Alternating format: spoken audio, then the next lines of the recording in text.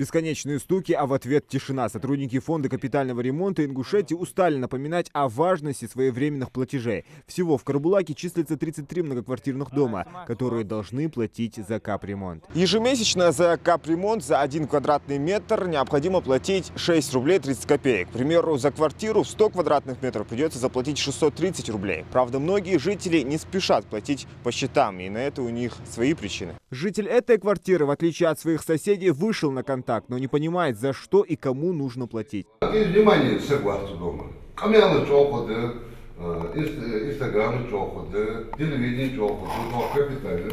Вот капитальный ремонт, там есть туда лакы. Состояние дома мстящий. Кто хочет улаживать? У подъезда харчеры, хозяйку акчасилыш, ремонтю, побелкю, покраску, трещину ждаю. Кыскыз табу же, вопрос счастья сюда вот. Частично надо раз. Если честно сказать, вот такое мнение у всех жителей этого дома. Сотрудники фонда капремонта разъясняют, что жители, вопреки их призывам, сами не выходят на контакт. Это видно и потому, с какой неохотой люди открывают двери. Специалисты разъясняют жильцу порядок проведения ремонта в многоквартирном доме. В правительстве утверждена оригинальной программе, то есть по видам работ, то есть каждый дом там по годам расписан, то есть 25 годом крыша, 30 фундамент и так далее. То есть согласно этим видам работ, то есть расписывается по графику махаи еще у нас. Но чрезвычайная ситуация уже протекает, то есть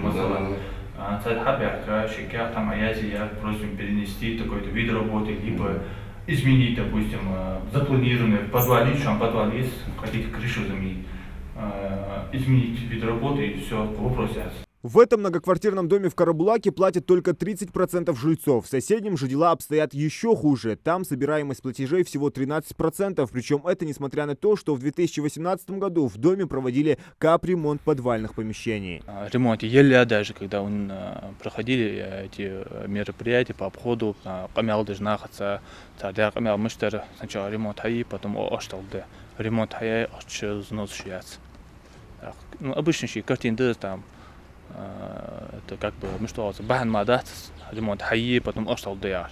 За ремонт хайи изначально с трещота езжать, мы просто контролируем весь этот процесс на хагулду, хагулде охча о ремонт хайю, согласно программе капремонта.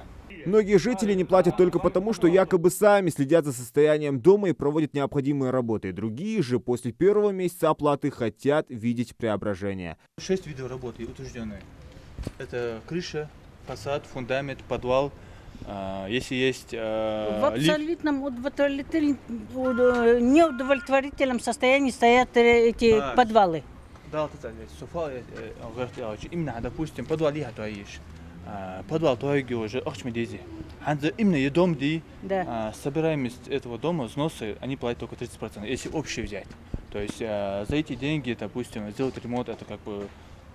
Абсолютно никакого капитального ремонта не делают здесь. Ремонт, это ежитесь. Бесплатно. Ремонт, все люди платят за капитал. Никто не платит.